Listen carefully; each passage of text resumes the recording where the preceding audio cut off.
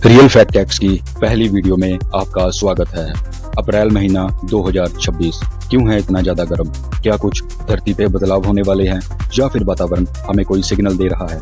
आपने नोट किया होगा कि पिछले कुछ सालों से जो वातावरण है वो एक जैसा नहीं रह रहा। कभी बहुत ज्यादा गर्मी और कभी बहुत ज्यादा सर्दी हो रही है। अभी भी आपने नोट किया होगा कि बारिशों के दौर के बाद एकदम से गर्मी इतनी ज्यादा बढ़ चुकी है कि हमारा बाहर निकलना बहुत ज्यादा मुश्किल हो चुका है। क्या है इसके कारण? ऐसा क्यों हो रहा है? पहले ऐसा कुछ भी नहीं होता था। ये सब आपने खुद नोट किया होगा।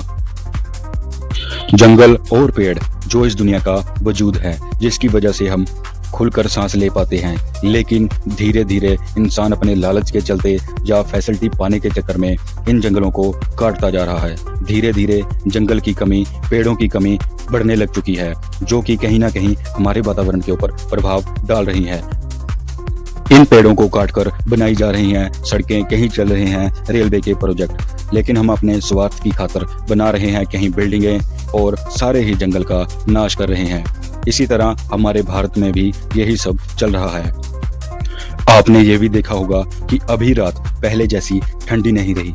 इनका मेन कारण यही है पेड़ों की कटाई और जंगल साफ कर देना। आजकल आम ही हो गया है घरों में एसी लगाना। ये घर को तो ठंडक देते हैं, लेकिन कहीं ना कहीं बाहर वातावरण को गर्म कर देते हैं। ज्यादा पावर कंज्यूम करने वाले ये एसी कारण है बिजली के कट लगना और बाहर वातावरण में बहुत ज्यादा गर्मी फैला देना। सड़कों के ऊपर चलते हुए बहुत सारे साधन, ये भी कारण है बढ़ती हुई गर्मी और अस्थायी मौसम का, क्योंकि जितने ज्यादा व्हीकल चलेंगे उतनी ज्यादा हीट और उतना ज्यादा प्रदूषण निकलेगा और वातावरण में मिक्स होकर हमारे ऊपर ही प्रभाव डालेगा। आपने ये भी नोट किया होगा कि जैसे जैसे आबादी बढ़ती जा रही है, वैसे वैसे इंडस्ट्रियां भी बढ़ती जा रही हैं।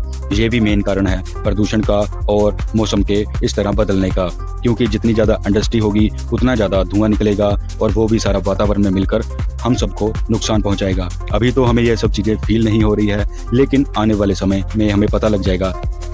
एक ये भी कारण है मौसम के बदलने का कि हम नदियों में, दरिया में या समुद्र के आसपास कूड़ा फेंक देते हैं, क्योंकि कुदरत का एक ऐसा नियम है, अगर हम उसको गंदा करेंगे तो उसको खत्म करेंगे तो साथ साथ हमारा भी विनाश होता रहेगा। हम खुद ही कारण है इस विनाश के।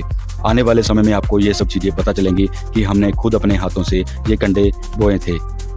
अगर ये सब ऐसे ही बढ़ता रहा तो आने वाले समय में धरती का विनाश, हम सब लोगों का विनाश तय है। तो ध्यान आप सबने रखना है कि अपने वातावरण को कैसे बचाना है, ताकि आने वाले समय में हमारे बच्चे या उनके परिवार सेफ और सुरक्षित रह सकें।